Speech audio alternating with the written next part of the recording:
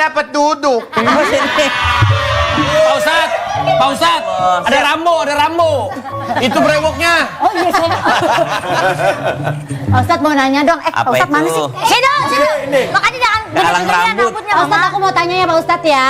Kan puasa itu kan menahan hawa dan nafsu. Misalnya nih ya, aku kepengen makan siang, tapi aku makannya sambil nggak nafsu, itu batal nggak? Tapi kan nggak nafsuan, makanannya kurang enak, jadi itu batal.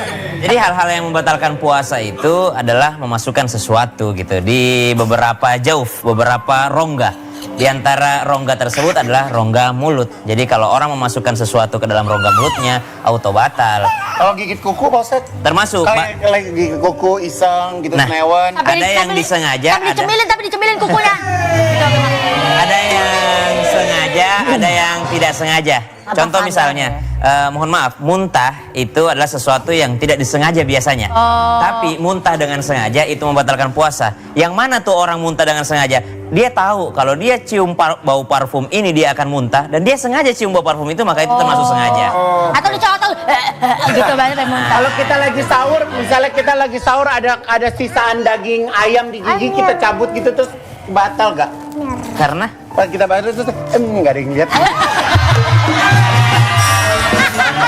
Itu mah batal ya Ustaz. batal karena dimasukin lagi. Kalau dibuang. Udah bau jigong nggak sih? Nah, tapi ada permasalahan lain itu, Kak Igun. Ketika seseorang habis sahur lalu ada sisa makanan di mulutnya, lalu dia sholat subuh, maka dia tidak boleh membuangnya. Tidak boleh membuangnya, dibiarkan saja di situ. Nanti setelah sholat baru dia boleh membuangnya. Jadi nggak boleh ditelan, nggak boleh dibuang juga. Nanti batal sholatnya. Ya, nanti dia membatalkan sholatnya. Pak Ustadz, aku selama bulan puasa ini, aku tuh kan selalu mikirin mantan-mantan aku, Reza Rahadian, Jeffrey Nicole. Aku tuh keinget kejadian waktu kita kegerebek pas di hotel waktu itu. Kita lagi ada diskusi bareng, itu dosa nggak? Atau batal nggak puasa aku, Pak Ustadz? Keingetan mantan. Keingetan mantan. Jadi yang menghilangkan pahala puasa itu ada dari mulut dan ada dari mata ataupun pikiran gitu. Jadi subhanallah, memikirkan sesuatu yang tidak baik itu bisa merusak pahala puasa, tapi tidak membatalkan kesahan daripada puasa itu sendiri. Keabsahan puasanya ya tetap sah sebagai puasa, dan dia tidak perlu mengganti setelah Ramadan. Tapi pahalanya bisa berkurang disebabkan karena apa? Disebabkan karena pikiran-pikiran yang tidak baik gitu. Oh, Victor. Apa? Ini gebetan aku. Aku mau nanya, kan aku diva ya. Aku tuh kalau nyanyi tuh suka dihujat netizen. Apakah itu termasuk berdosa, mengganggu dengan suara mereka? Ya sadar diri lah kalau begitu mah. Gak usah nyanyi, ngapain? Sabar Pak. Ada orang yang lagi pengajian di masa baginda Nabi SAW. Kalau bahasa kita sekarang lagi taklim gitu ya, lagi pengajian. Ada yang lagi kajian, ada yang lagi zikir gitu. Lalu Nabi SAW, kata Abu Hurairah radhiyallahu anhu, Nabi SAW menyampaikan sabda beliau, saya menyukai dua-duanya, tapi saya lebih suka yang salah satunya gitu. Jadi yang dua hal ini bagus, satu zikir, satu pengajian. Lalu Nabi SAW, kata Abu Hurairah, langsung duduk di tempat orang pengajian. Artinya apa? Zikir bagus, tapi kalau mengganggu orang yang lagi pengajian, dia tidak bagus. Zikir saja kalau ganggu, itu tidak baik, apalagi kalau nyanyi. Ya. Zikir saja. Ya, aja kalau nafas ngeselin Pak Ustadz. Ya, makanya juga akhirnya saya bikin mikir lagi. Pak Ustadz, mana jam aku banyak lagi. Oh, berarti nggak mengganggu, berarti ada yang undang, banyak berarti suka. ada yang suka. Emang buat menghibur tujuannya ya. Iya. Kadang-kadang kan emang kalau ada pengajian masjidnya kenceng, suara tonya kenceng banget. Bocah-bocah, gitu. Ada yang nyanyi-nyanyi. Namanya polusi suara. Iya, bocah Enggak, komplek. tapi aku pernah tuh begitu, kayaknya mau lebaran kapan gitu ya. Takbiran. Makanya orang takbiran, tapi cara takbiran itu kayak orang bercanda. Iya. Iya kan, itu aku sebagai warga RT itu, iya kan. Merasa Sebagai warga RT itu aku bilang, adik-adik mohon maaf. Tidak! Kirain lagi. Mau nanya dong, Ustaz. siap. Irwan Sasalon mau nanya nih, Ustaz. Gak pakai salon, Iwan. Nggak pakai Irwan Salon. Ustaz, jadi kan saya ada anak, ada istri. Jadi keutamanya tuh lebih gimana ya? Kalau istri minta, anak minta tuh ada apa itu? Handphone nyala. Bisa-bisanya. Anak minta, istri minta ini Dua keinginan. yang mana yang harus didahulukan gitu. Ustaz? Kadang-kadang aku juga pengen minta deh sama Om Irwan Oh ya kadang-kadang. beda. Yang manakah yang lebih utama? Ya. Nafkah kepada istri atau nafkah kepada anak? Maka statusnya sama. Akan tetapi adil itu bukan memberikan sama rata. Tapi adil itu bukan equal. Adil itu adalah menempatkan sesuatu pada tempatnya. Ukasha, subhanallah, umur 3 tahun minta motor trail. Nggak mungkin Wah, dikasih. mungkin. Dia ngambek, sampai ngambek minta motor gede, subhanallah, nggak mungkin Tapi dikasih. Raffi beliin tuh buat Rayanza tuh. Itu Itu beda. Lamborghini. Itu endorse yang Ya udah yuk, kita main aja yuk, Besti. Kita anak kecil dengerin omongan orang dewasa, takut cepet dewasa deh. Ayo, Ukas. Ini bertiga nih. Udah biarin aja di sini abang. Ayo, Boleh, boleh, sama suster sayang, sama suster. Sama Encus, ayo. Ayo. Boleh, boleh, boleh. seumuran, nggak apa-apa seumuran. Ada, mana ya? Teman seukuran, ayo. Teman seukuran ya itu. Sana. Jadi ya. Jadi tidak semua keinginan itu harus dipenuhi. Jadi kalau dikatakan anak dan istri statusnya sama-sama, yang wajib diberikan nafkah. Cuman kepada istri itu lebih utama. Kenapa? Karena dia tahu untuk mengatur segala sesuatu dalam rumah tangga itu sendiri. Allah Ustadz, kalau aku misalnya lagi mau mandi besar itu harus di kolam renang ya. Soalnya kamar mandi aku kecil.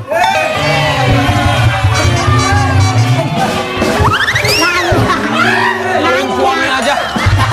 Malu-maluin suami Ya aja. kan kamar mandinya besar, kirain harus di kolam renang. Jadi besarnya itu bukan ukuran tempat mandi ataupun ukuran ininya. Mandi besar itu karena dia mengangkat hadas besar. Jadi disebut mandi besar istilah kita. Jadi ada beberapa istilah. Mandi wajib, mandi junub, mandi janabah, mandi besar gitu. Itu habis ngapain sih? Bukan mandi kembang, Sar, beda. Ya kata Mas Irwan habis ngapain ya? Banyak penyebabnya. Ada orang haid, ada bercocok habis tanam. ya suami istri gitu. Wah, di kebon. Maaf ya, Ustadz. Mah kayaknya aku khawatir deh kalau misalnya Kiki main sama Loli. Kenapa memang? Takutnya Kiki makin ciut. Ah iya. Ayo kita cari yuk. Mah, cari Jangan dia memberi pengaruh yang Ayo, tidak Mak, cari, baik. Ya udah, sebentar Pak Ustadz ya saya tinggal dulu ya. Mau Ayo, cari ayo. Kiki ya. Ukasa, itu kan punya aku. Ukasa, ini kan biji-bijian aku, Ukasa. Masih aku menang karena aku kejuaraan lomba congklak se-RT. Sombong, orangnya congkak, sombong. Congkak, ini congklak. Sombong, aku gak suka. Tuh, biji aku berkurang lagi. Ukasa, mana biji-bijian aku? Kaca. Jangan biji-bijian. Ini kan biji-bijian. Bukan, ini kerang. Aku gak suka main sama kamu mah curang. Enggak, aku gak curang, Bang Adul. Tadi,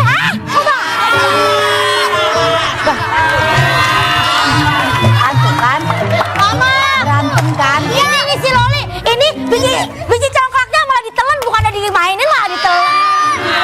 Jangan berantem. Anak tadi bukannya kamu barengan sama Ukasa. Ukasa tadi udah pulang lagi sama mamanya, dia gak mau main sama anak kampung. Tapi alhamdulillah, Ma. Lihat deh, mama di TV kayak setan. Kemana aja, Ma? Udah nggak apa-apa, Papa sekarang seneng. Kirain Papa tuh dulu kan abisnya ini sekarang udah kemajuan mainnya. Kemarin main comberan kan, sekarang. Iya, Papa. Kok Papa? Aku kan bukan Papa kamu. Itu siapa? Main papa-papa aja lu. Iya beda. Kamu manggilnya jangan Papa. Siapa? Manggilnya Om aja biar dipiara, mau nggak? Enggak.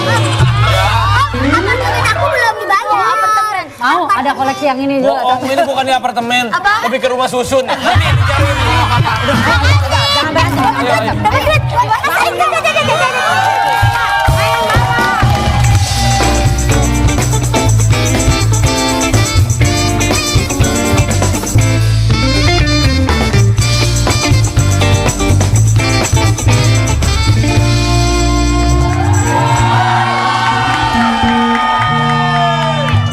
Lucu-lucu ya bajunya.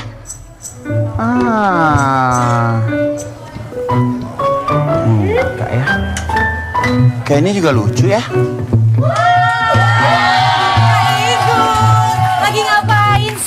masuk banget deh. Kamu udah dateng? Iya, aku tuh lagi excited banget cari baju untuk kesayangan aku, Yamaha Grand Filano Hybrid Connected.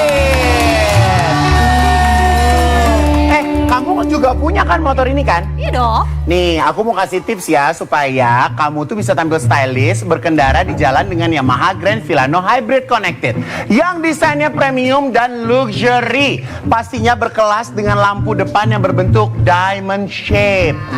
Lihat tuh. Keren banget. Emang bisa Kak berkendara pakai motor ini tapi kita tetap stylish di jalan gitu loh Kak? Bisa nggak sih? Ya bisa dong, karena dengan warna baru dari Yamaha Grand Filano Hybrid Connected ini bikin kamu bisa explore OOTD kamu biar tetap classy dimanapun dan kapanpun. Jadi kalau kamu nih nanti bener-bener jadi trendsetter everyday easy. Sini aku kasih contohnya ya. Nih tadi tuh Kak Igun udah sempat pilih-pilihin. Kayaknya ini oke deh. Mau di Nih, stylishin lihat deh. sama Kak Igun. Lihat ya, celana kulit ya kan, ada blazernya kotak-kotak gede gitu, gemes banget. gemes. Nih, kamu cobain. Aku cobain ya Kak ya. Tuh, pasti di kamu juga cocok. Iya. Ini contoh OOTD, oke banget nih buat aku nih berkendara pakai Yamaha Grand Filano Hybrid Connected dan pastinya bikin aku jadi nyaman juga. Kamu tuh pastinya nanti bakal menjadi pusat perhatian dimanapun kamu jalan. Pasti semua orang langsung ngeliat, wih makin keren ya kan. Nah, nggak cuma desainnya yang sangat classy, tapi Yamaha Grand Filano Hybrid Connected ini juga semakin praktis. Dengan Yamaha Grand Filano Hybrid Connected ini, kamu nggak perlu khawatir bawa barang-barang karena bagasinya tuh luas banget.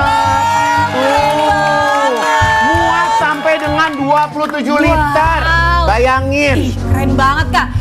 Jangan lupa juga nih Kak, fitur Smart Front Refuel-nya yang jadi favorit kita dari Yamaha Grand Filano Hybrid Connected. Karena kita bisa isi bahan bakar tanpa harus turun dari motor. Jadi anti ribet dong Kak. Bener banget, karena Yamaha Grand Filano ini stay classy and easy every day. Ya udah yuk, kita let's go yuk. Ayo, siapa takut? Let's go. Yamaha Grand Filano, the next level of your life.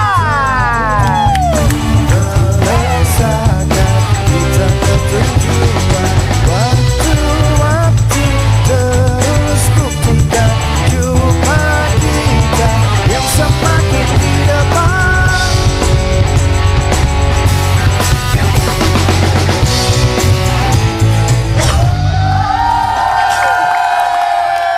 Allah Subhanahu wa Ta'ala sangat senang dengan ibadah puasa. Kenapa? Karena Allah sendiri yang akan membalas daripada pahalanya. Kalau berbicara tentang sedekah, Allah sudah titipkan di dalam Al-Quran. Mathalu ma yunfiquna fi hadhil dunya. Siapa yang memperhatikan daripada hartanya, dia hadil hayatid dunya, dia memperhatikan daripada dunia ini, dia mengeluarkan hartanya kamathali rihin fiha sirrun asabat hartha qaumin zalamu anfusahum fahalakat. Kalau dia mengeluarkan harta, dia mengeluarkan sedekah dilipat-lipat gandakan oleh Allah Subhanahu wa Ta'ala. Salat pun demikian, zakat pun demikian. Tapi kalau puasa, Allah sendiri yang akan membalas pahala puasa itu sendiri. Makanya jangan sampai puasanya sah tapi pahalanya tidak dapat dari Allah Subhanahu wa Ta'ala. Bersedekah juga berarti harus dari yang jujur gitu iya ya. dong. Jangan dari hal-hal yang tidak baik. Karena kan Uangnya ada harus halal, harus Mam. halal. Ada yang bilang kan barang siapa yang mengambil barang yang bukan dirinya, dia akan bertanya, barang siapa nih? Jadi Gak boleh marah, gak boleh kesel. saya cuma excited, bertahun-tahun saya ceramah, saya baru tahu maknanya barang siapa. Cuma ada di sini doang ya Ustaz ya. Jadi kalau dikatakan sedekah, sedekah itu adalah sesuatu yang berbeda dengan ibadah yang lainnya juga. Kalau yang lainnya syarat tuh kadang-kadang sebelum sholat tuh kan, wudhu dulu, bersuci dulu. Tapi kalau sedekah itu syaratnya setelah. Kata Al-Quran, alladzina yunfikuna amwalahum fi sabilillahi thumma la yutbi'una ma anfaqu mannan wa la adha Orang sedekah itu jangan sampai mengikutkan dengan menyebut-nyebut, jangan sampai menyakiti perasaan si penerima. Coba-coba yang miskin, ayo baris itu nyakitin, boleh ya. itu nyakitin perasaan tuh, sakit Itu kan hati. bahasa Prancisnya namanya sembogo, sombong, nggak boleh. Ya Allah, nyakitin Malah kalau hati. bisa kalau kita sedekah tuh orang lain nggak perlu tahu ya.